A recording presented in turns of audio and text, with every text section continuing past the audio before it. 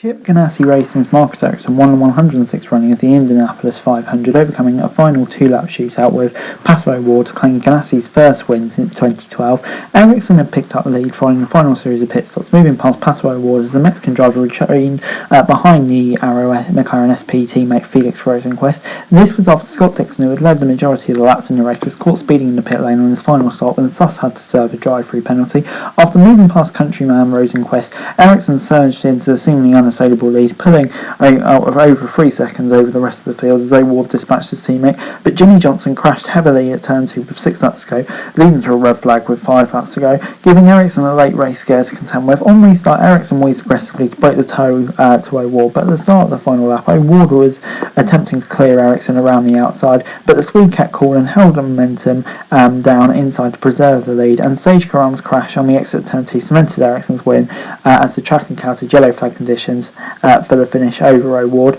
Dixon had been in the pound seat for the majority of the race after his impressive pole, leading the 33 cars to turn 1 ahead of teammates Alex Palou and Ed Carpenter racing with Venus VK.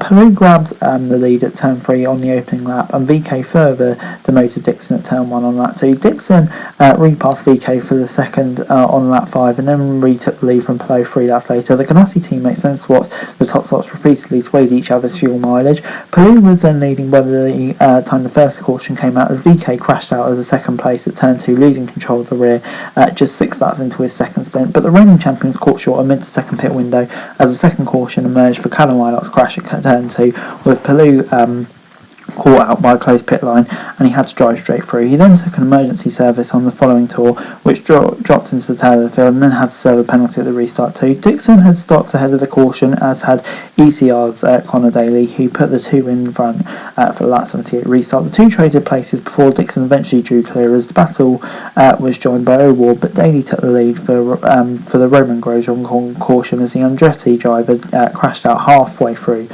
his first Indy 500. Daly was then swamped on the lap 113 restart as O'Ward passed Daly and Dixon to grab the lead, with Ferrucci swooping up to 4th ahead of Rosenqvist, Canaan, Ericsson and Ed Carpenter, but Dixon was seen back in front, picking up the mantle of the all-time Indy 500 lap leader from late Alwensar, with O'Ward and Daly content to run in his slipstream as Rosenqvist demoted Ferrucci to 5th. Dixon then pitted under green flag conditions on lap 141, followed by a lap later by Daly. Rosenqvist then stopped 2 laps later and stayed ahead until Dixon passed him at turn 1 on lap 145. O'Ward then pitted later on all of them and cycled his way to the front, while Canaan suffered a slow stop and lost ground to the leaders, losing the spot to Ericsson also. O'Ward had a second lead with 50 laps to go, but the yellow flag was brought out soon after as Scott McLaughlin crashed into his Team Penske car at turn 3 and smashed the wall again at turn 4.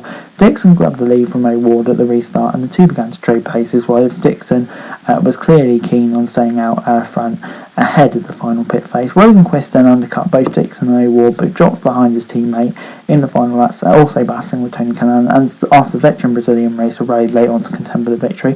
Kanaan held out a late effort from Rosenqvist to pass, holding on to the third place in his 5th Chip Ganassi entry, ahead of Alex Rossi, who made a good recovery after a difficult qualifying to 5th. Daly was 6th after being in victory contention by a mid-race mark, ahead of 2021 winner Helio Castronevo, who is taking to take a record 5th victory. Pagenaud followed his Meyershank Racing teammate home in 8th as Play recovered to grab 9th. Ferrucci finished 10th after factoring in the top 5 earlier.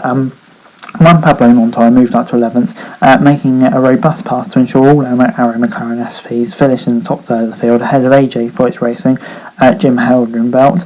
Dixon was classified in 21st by the end, the penultimate car left on the lead lap, ahead of Marco Andretti. And yeah, just summing up a chaotic Indy 500 really. And yeah, thoroughly entertaining race, and full credit to Marcus Ericsson. I tweeted earlier, I didn't think when he left F1 he really was good enough to go on and have such big success in IndyCar, but fair play to him, he was absolutely outstanding towards the end. And yeah, a thoroughly enjoyable Indy 500, so I thought I'd share the review with you guys. Hey guys, that's it for today. Thanks very much for watching. Remember to like, share, subscribe, no thoughts, comment down below, follow to the description me for daily F1 news, and subscribe to my channel on screen, and that'd be greatly appreciated. Thanks very much for watching. Peace.